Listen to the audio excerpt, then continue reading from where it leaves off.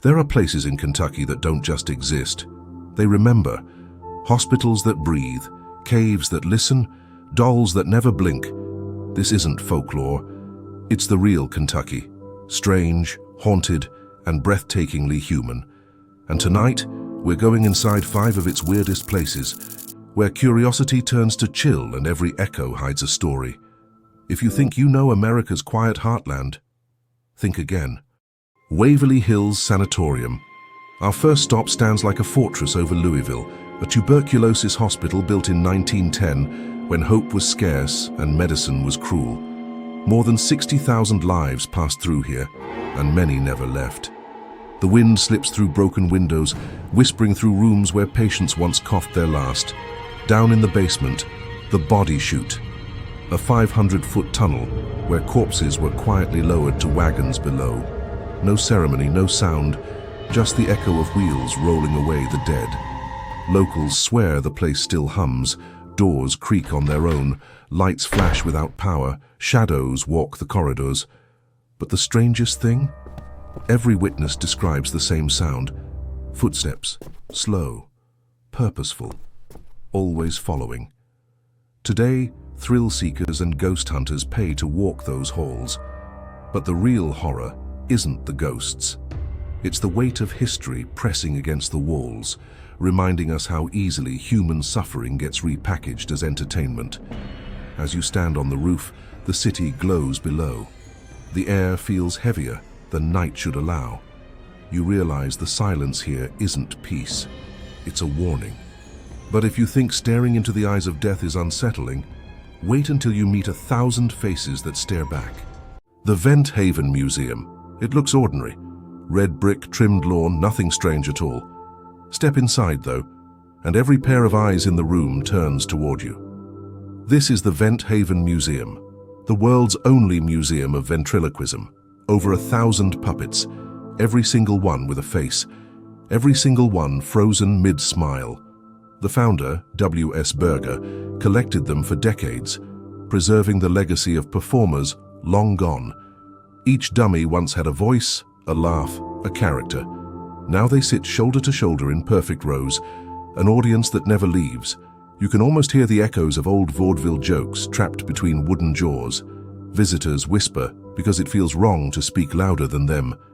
And if you stay long enough, you start to imagine they're whispering back. But beyond the unease lies something deeper, a strange kind of sadness. These figures were once the heartbeat of laughter. Now they're monuments to silence. And as you walk between their glass eyes and painted smiles, a thought creeps in. Are these faces simply preserved art, or proof that we never truly let go of the things that once made us feel alive? Because deep underground beneath Kentucky's calm surface, another kind of silence waits. Ancient, endless, and alive. Mammoth Cave. Beneath Kentucky stretches the longest cave system on Earth, Mammoth Cave. 400 miles of passageways carved by time and stubborn water. Inside, your flashlight catches only fragments, rock dripping like melted glass, tunnels that seem to breathe. Every step echoes twice, once from the stone, once from history. Miners once scraped gunpowder ingredients here. Showmen turned it into a tourist trap. But the cave's most haunting story belongs to a man named Floyd Collins, January 1925. Collins squeezes into a narrow passage, hoping to find a new entrance for tourists. His lantern flickers.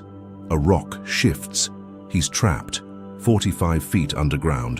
For 17 days, rescuers dig, drill, and pray. Reporters camp outside. Thousands gather.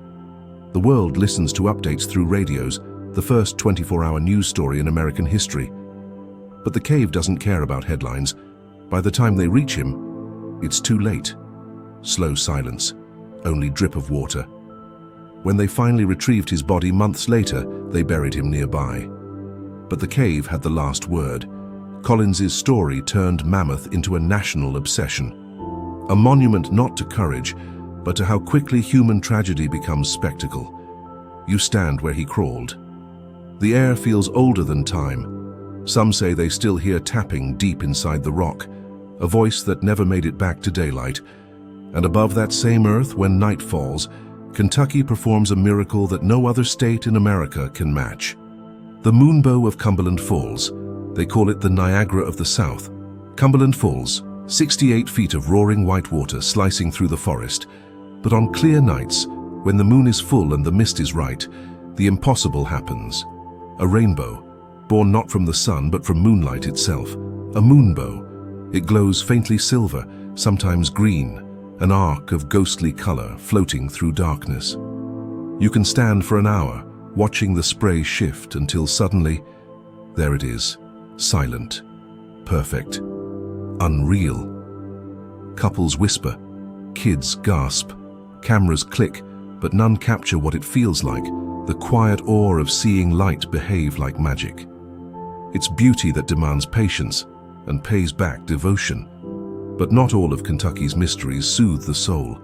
Some make your pulse race, as beauty turns into danger and fascination turns to venom. Because hidden in the heart of this state lies a zoo unlike any other on Earth. Kentucky Reptile Zoo, a place that deals in danger drop by drop. Here handlers milk venom from the world's deadliest snakes, cobras, mambas, vipers, not for thrill, but for science. Each shimmering bead of venom could kill or cure. Extracted carefully, it becomes anti-venom, cancer research material, or even heart medicine. You watch as the keeper steadies a serpent under glass. The snake coils, strikes, fangs pierce a membrane, and a single drop falls into a vial like liquid fire. There's no screaming crowd, no stage lights, only precision, respect, and the hum of refrigeration keeping antidotes alive. The handler smiles. People think fear and fascination are opposites. They're not. They're the same thing. And maybe that's Kentucky's secret, turning fear into fascination, tragedy into memory, death into purpose. 5 places, 5 mirrors. Each shows a piece of Kentucky that refuses to fade. The weirdness here isn't about ghosts or legends.